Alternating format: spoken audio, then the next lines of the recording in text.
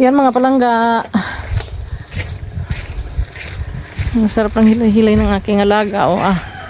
Bu, sarap ng buhay ah. Ha? Iyahay ang buhay ng anak ko ah. Tulok-tulok lang. Ha? Blue? Ha? Naamoy mo na ang ulam mo? Luluto muna ako ng mga ulam namin. Tapos na ang naluto ko na ang ulam ng aking mga alaga. Kanilang ulam ay atay, balon-balunan na may carrots at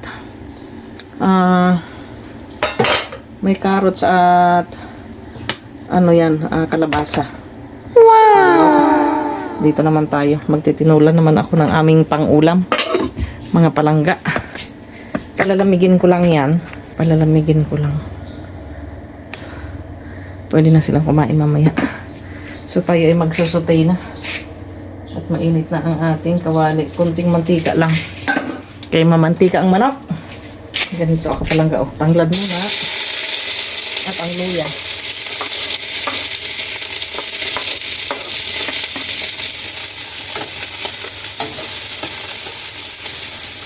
Pag ako'y nagsasangkot siya, tanglad muna at luya ang aking inuuna.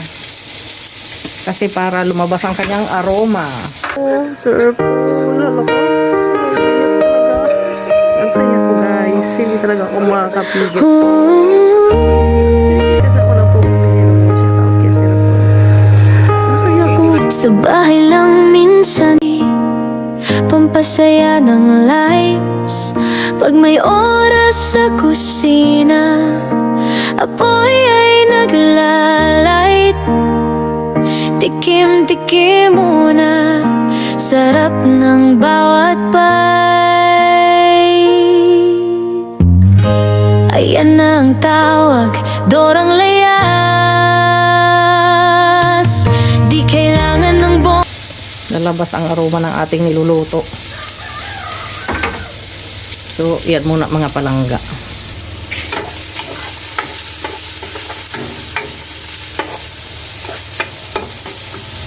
Kailangan maraming luya. Good morning nga pala sa ating mga palangga.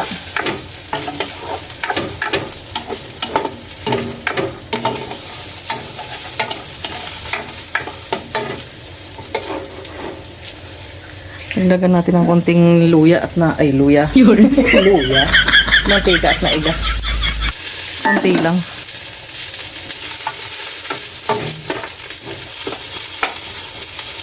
Masarap kasi pag nagbabrown yung luya eh. Titinula ako. Pero mamaya magluluto ang aking asawa ng baka. Ayan baka oh. Wow! Malabad ang baka.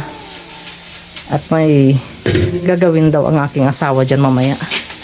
Ito yung na-harvest namin kanina sa kapitbahay. Thank you. Shout out. Shout out sa mga Mahaba family. Mga kamag-anak din namin yan. Mga silingan ba? O sa Bisaya, silingan. Yan. Among silingan. Nanghingi ako ng ng bulaklak na malunggay. Binigay na lahat, pinuto lahat. Shoutout mo ng nining. Ibig sabihin, oy, magtanim ka na. Sige ka nang hingi. Charot. Hindi naman mga palangga kasi talagang ang malunggay kasi kapag kapag medyo matanda na ang puno, kailangan mo siyang i-cut para ikakat mo siya para i-replant ba. So, okay na ito. Ang ating bawang. Ilagay na natin. Kunti lang ako maglagay ng bawang mga palangga. Hindi ganun kadami kasi nilalagyan ko pa siya ng fried garlic. So, then marami ako maglagay ng sibuyas. Dalawang klase. Bango na. Wala pa yung manok. Diba?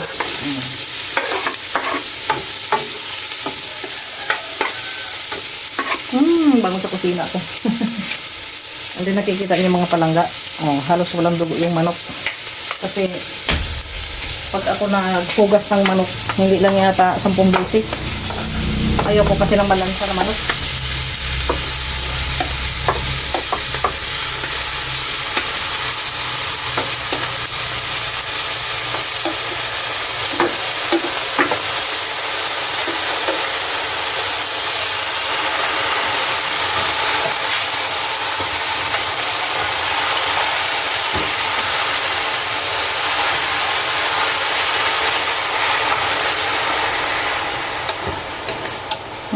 Bango.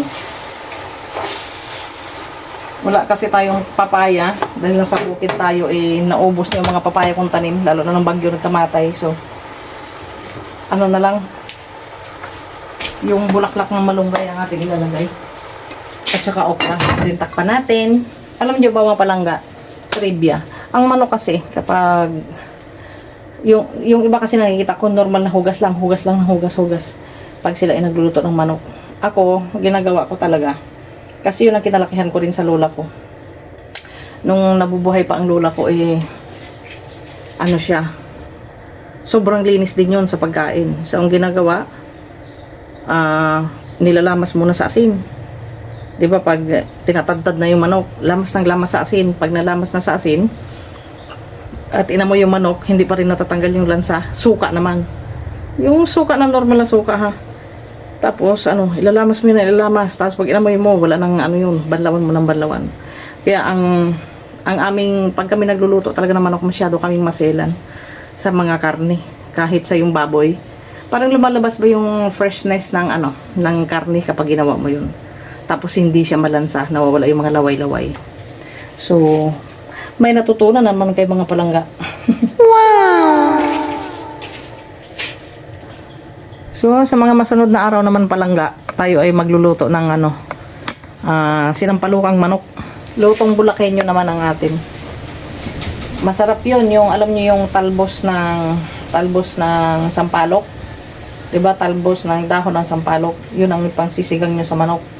Kung kayo ay nagawi sa Bulacan siya, tapos mga tiga-baliwag, yan ang masarap na ginagamit na pang sinigang.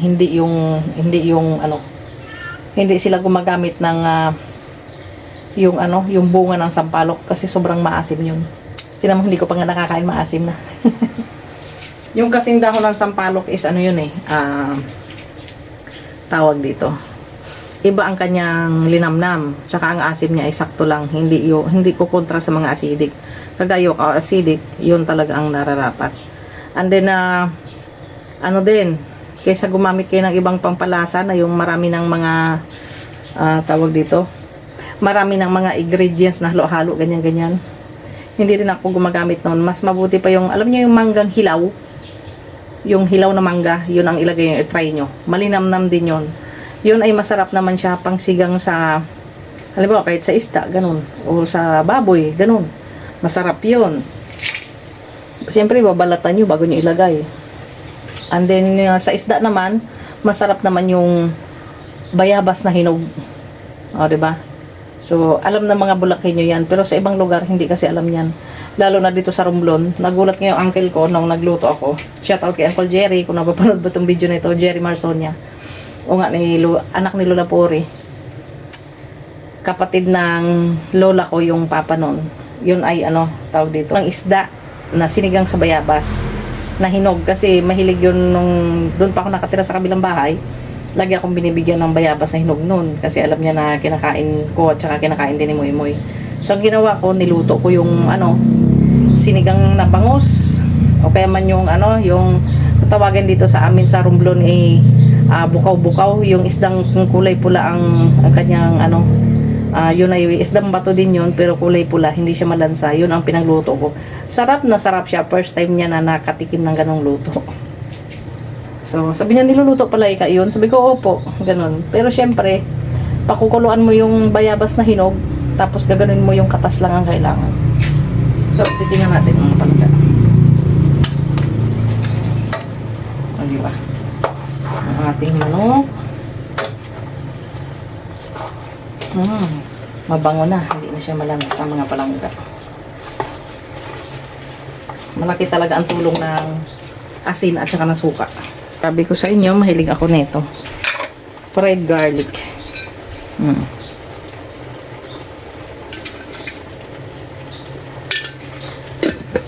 Fried garlic ang akin nilalagay mga palangga, panimpla. At saka patis, baka naman.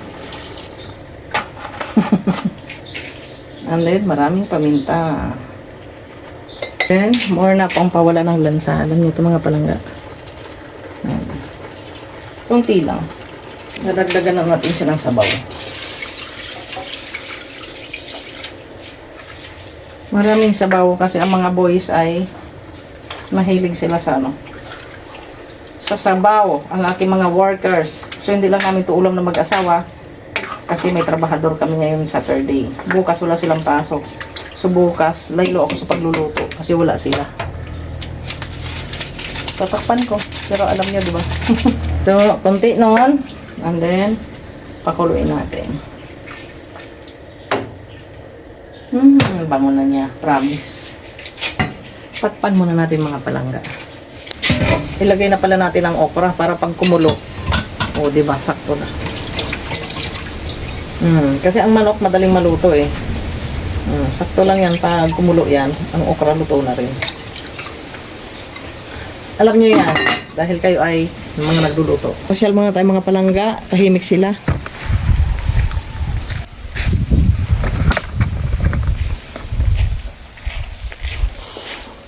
Sana lumitaw na ang haring araw. Ay, Diyos ko, day. Bagyo, lumayas ka na. Matunaw ka na sa kalibutan at huwag ka nang maminsala pa. In Jesus' name. Diba, mga palangga? Kasi kawawa naman ang ating mga kababayan na nasasalanta. Diba? Nasikat na ng konti ang haring araw. Pero si Blue ay sitting pretty there. O, diba? Sitting pretty ang bully. Robin, buhay ang manok. Huwag mo sabihin may bala kang kainin yan. Suwi ka. Good morning mga palangga. Shout out everyone sa Pogong Biyahero team at lalong-lalo na sa mga followers. Please mga palangga, subscribe nyo rin po ako. And then like and share and follow my YouTube channel Durang Layas. Para po ito sa aking dream na makatulong sa mga senior citizen na hindi naabot ng tulong dito sa Romblon. Maraming salamat po.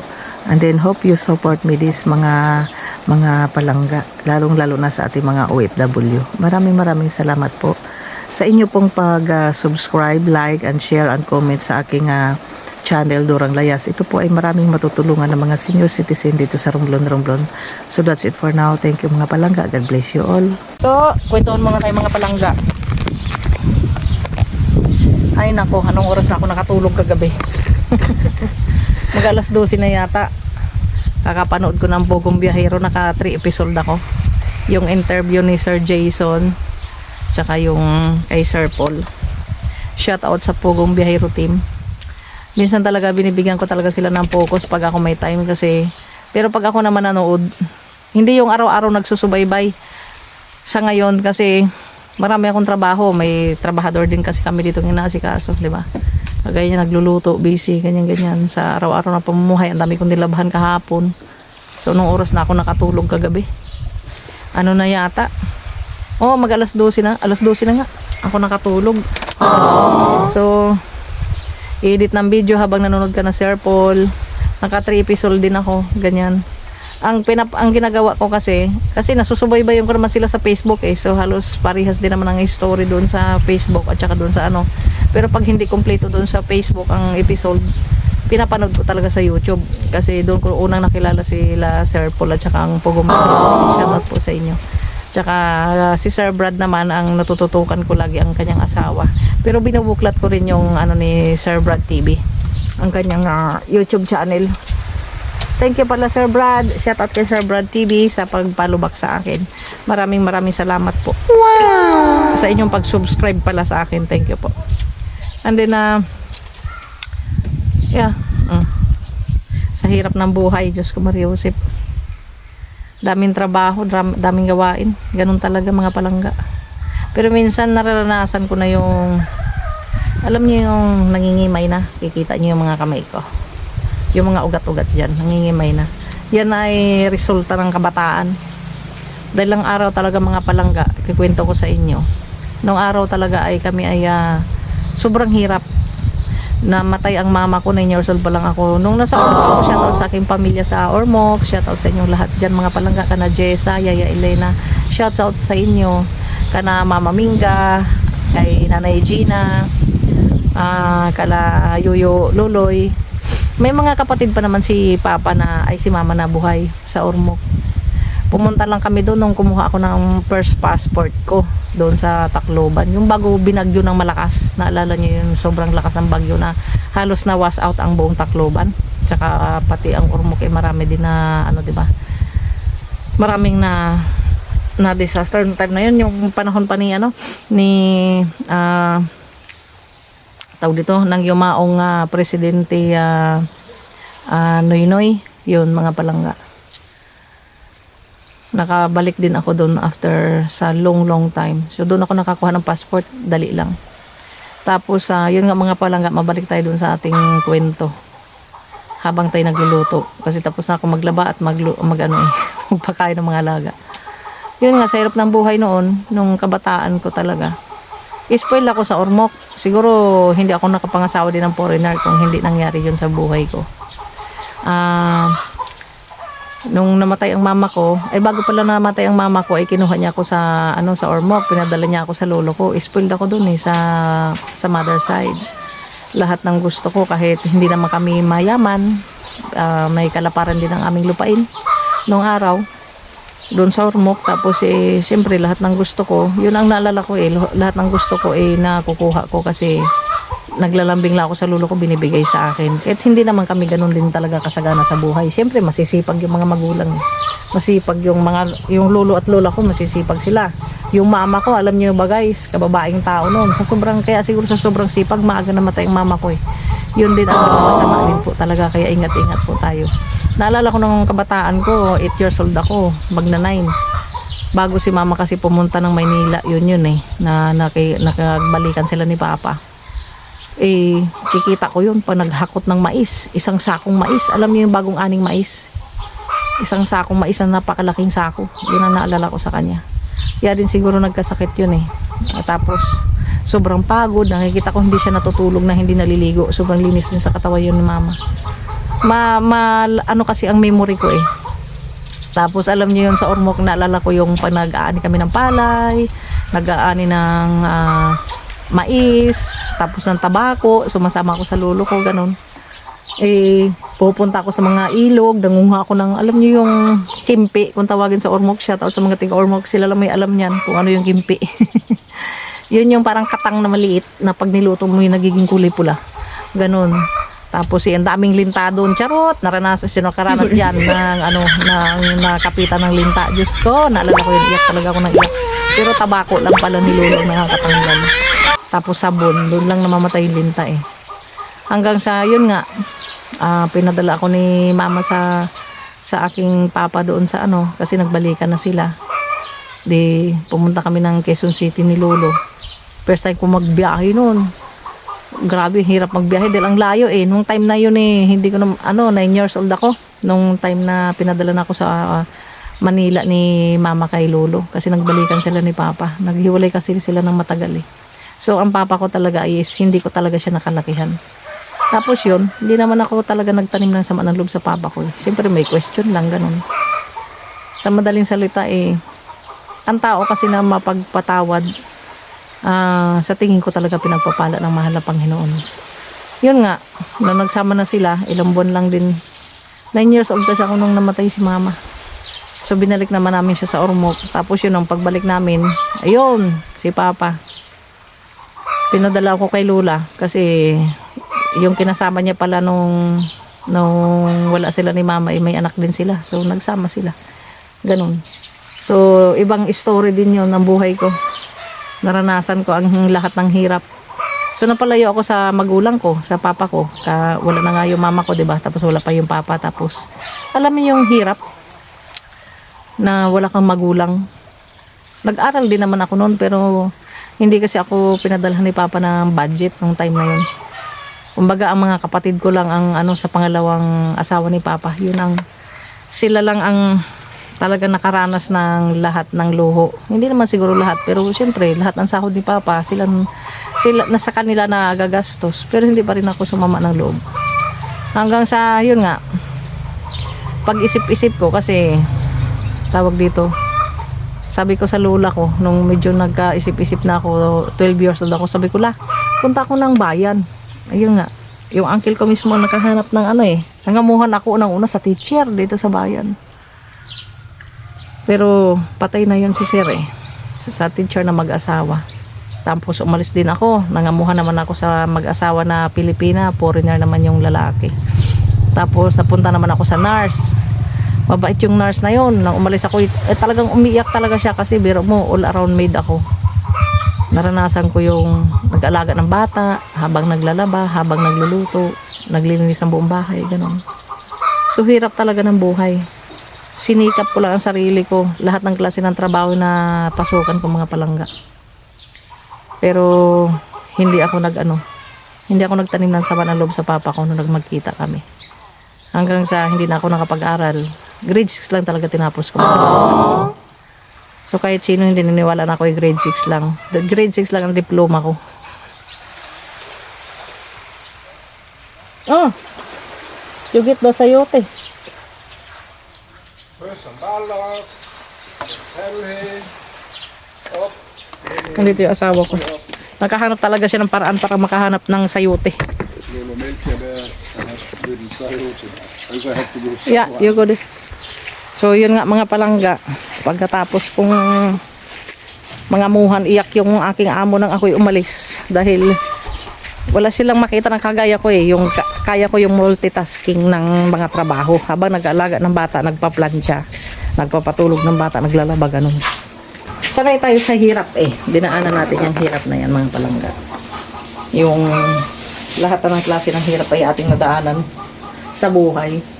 Kaya yung mga kabataan dyan ngayon, hindi ako sorry, wala akong pinapatamaan, kumbaga eh.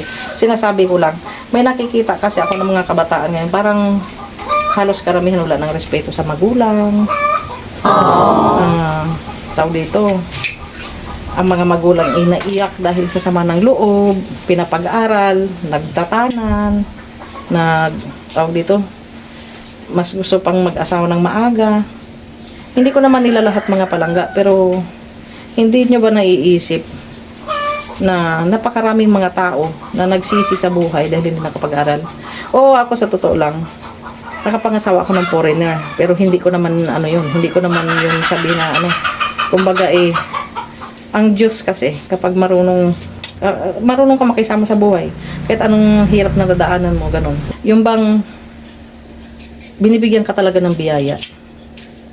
Pero syempre sa naranasan ko rin, kailangan ko rin maging strong. Lahat ng maraming trabaho akong naranasan sa hirap ng buhay.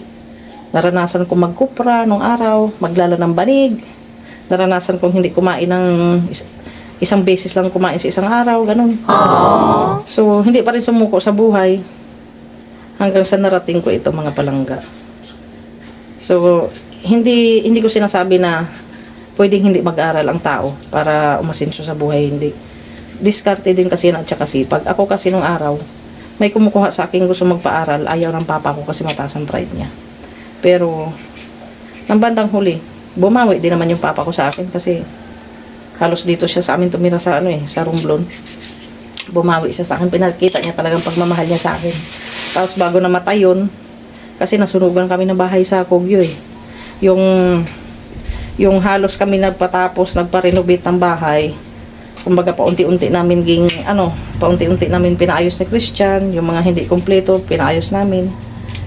Pinalagyan namin ng mga tiles yung CR, yung lababo. Tapos nagkaroon na rin ng tubig sila papa. Alam niyo yung ganun. Tapos nasunog. Siyempre, tapos kada tulo ng bubong, pag may sira ng yero, mga plywood, ganyan-ganyan. Nagpasimento si Christian, tapos nasunog lang. Yun din ang kina-stress ng papa ko. Lalo na nung na-stroke kasi yung papa ko eh. Umubos ako ng nasa 150,000 pesos. Lahat ng ipon ko. Kasi nung nagbukas pa ako ng restaurant dito eh, talagang inipon-ipon ko yun. Hindi naman din hinahanap ng asawa ko kasi yung pinapadala niya sa akin na pera, hindi niya hinahanap yung kinikita ko sa bar kasi alam niya talaga na sinusupport ako kay papa. So doon din ako bilib sa aking asawa. Kumbaga yung pinaghihirapan ko dito na kita, ginastos ko kay papa, pero wala pa rin eh. Ang ibig ko sabihin mga palangga, huwag tayo magtanim ng sama ng loob sa ating mga magulang kung may nagawa man silang pagkakamali sa atin. So ganun mga palangga. Kaya sana yung mga bata dyan, yung mga kabataan dyan, may nagpapaaral sa inyo. libre. Kagaya ng Bugong Biyahero. Shout out ka na Sir Paul.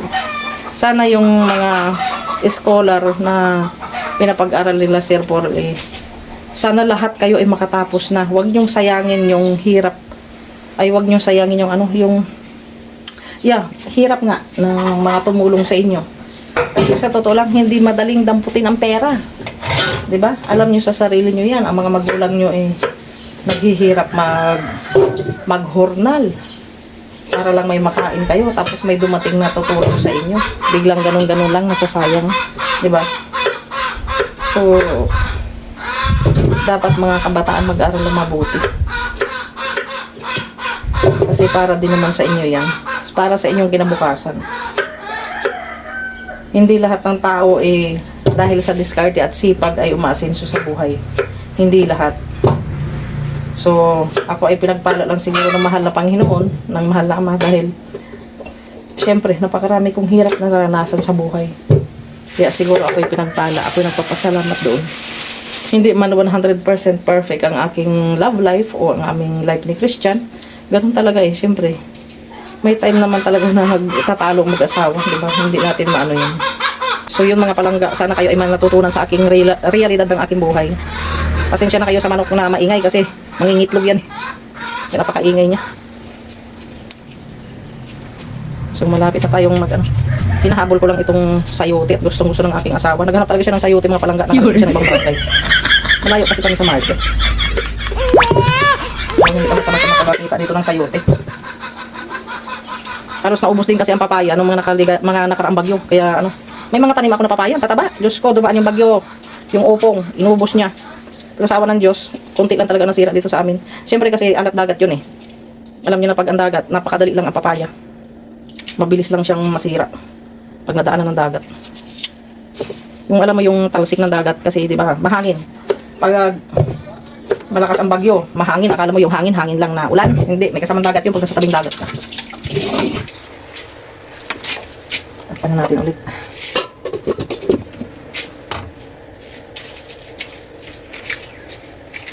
Yan mga palangga ang pagkain ng aking mga pusa. Mas marami ang ulam. Yan ang kanila. Ito naman sa aking mga dog. Tapos nilagyan ko ng vitamins. Ito, vitamins. Kasi pampagana nila yan. Robin, pakainin ko muna sila mga palangga. So, tingnan natin mga palangga. Okay, luto na ito. Sakto lang. Masarap sana ito lalo pag may dahon ng dahon ng sili. Kaso wala kami dahon ng sili.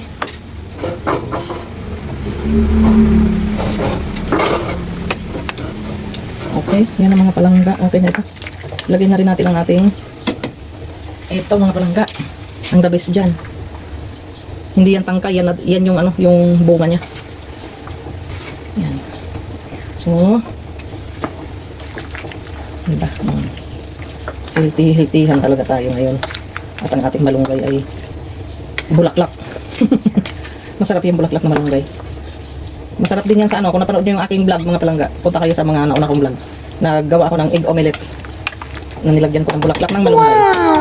Yummy, grabe. Nilanta ka ng asawa ko. So, okay na to. So, ayun ang mga palangga. Tapos na tayo magluto. Shout out sa mga PBT yung followers dyan. Follow nyo naman ako mga palangga. So, nakwento ko na lahat-lahat. Tapos na rin kumain ang aking mga anak. Yun nga mga palangga, balik tayo sa mga sa ating pintuhan kanina na maingay pa yung manok nag-interrupt. So kung sino ang nagpapaaral sa inyo, isipin nyo sa mga sponsor ng mga PB team. Maraming salamat sa inyo at saka sa mga tawag dito, sa mga kanilang mga pinag-aaral. Mag-aral kayo mga mabuti mga kabataan kasi tulungan nyo ang inyong sarili na umasenso. May tumutulong na sa inyo. Tulungan nyo din ang inyong sarili. Gayahin nyo si Erna at saka si Maylin. At saka yung isa pa, yung maganda na bata, napakaganda nun. Si Russell, napakaganda ng batang yun. Tingnan nyo sila, 'di ba? Tsaka si Jeffrey, shout out kay Jeffrey. Yun yung talagang mga scholar na talagang talagang hindi sila hindi sila tumatalikod. Tsaka yung isa yung gagawing pag-aaralin ni Ma'am Baby Love sa ibang bansa. Yung mga yun talaga, yung mga scholar na yun ang talagang magaganda, tsaka yung iba. Mga hindi sila, tawag dito, hindi nila kinakalimutan kung saan sila nanggaling, nag-aaral silang mabuti. Sana lahat kayo. At saka yung sinini Nuno dyan, yung scholar ni Sir Paul din na isa, na yung Dalaginding. Nakalimutan ko yung pangalan yun, yung may pagkaganon. Pero tawag dito, masipag din mag-aral. Sana lahat na lang sana kayo na piling maging scholar ng Pugong Biyahero Team ay pagbutihin yung pag-aral. Kasi kagaya ko, hindi ako nakapagtapos. Pero wala din naman pagsisisi kasi sa hirap ng buhay eh. Ginawa ko naman ang lahat ng diskarte sa buhay para ay umasenso sa buhay. Pero hindi lahat ng tao ay may nakatalagang ganong swerte. So dapat kayo ay mag-aral lang mabuti. Magsikap mo mabuti para sa inyong kinabukasan at sa inyong mga magulang. Kasi hirap na nga sa buhay mga magulang, papasaway pa ba kayo? Kami ng araw, hindi namin naranasan yung ganun. O magpapasaway kami. Natural lang talaga yung sa kabataan magpapasaway. Pero iniisip namin ang aming kinabukasan kasi maaga kaming natuto sa buhay eh. Lalo na yung mga kababayan natin namang yan, di ba? Sa hirap na buhay. Dapat may isip na mga kabataan na ginagawang scholar ni Sir Paul. Maraming gustong pumalit sa inyong posisyon. So dapat ingatan ninyo yan at inyong mahalin. So yun lang po. Maraming salamat sa pagpanood sa aking video. Andito na yung aking mga trabahador. So kakain na sila. God bless you all mga palangga. Please follow, like, and share, and subscribe my channel. Sana naman please don't forget to like and share and comment below. At i-comment nyo kung tiga saan kayo. Dahil gagawa ako ng video at kayo ay babatiin ko isa-isa kung sino ang masipag na tawag dito, kung sino ang masipag na mag-like and share and mag-comment at subscriber ko. Ako ay tawag dito, babatiin ko kayo sa ngayong darating na Valentine's Day. Isa-isahin ko kayo. Makikita ko naman yan kung sino nagko-comment kasi makikita ko yun doon sa kung sino nagko-comment. So maraming salamat mga palangga. Thank you for watching. God bless you all. And hope you like it my video at sana may natutunan kayo sa aking talang buhay. God bless you all. Bye-bye. Na kami mga palangga, kahit tayo, o diba? Ayun ang tinulang manok. Ano manok? Masasabi mo? Okay. Ba seryoso sila? Ay si Papa daw nagsulo. Si Papa Ede, nakakita ng Papa. Kain muna kami, bye.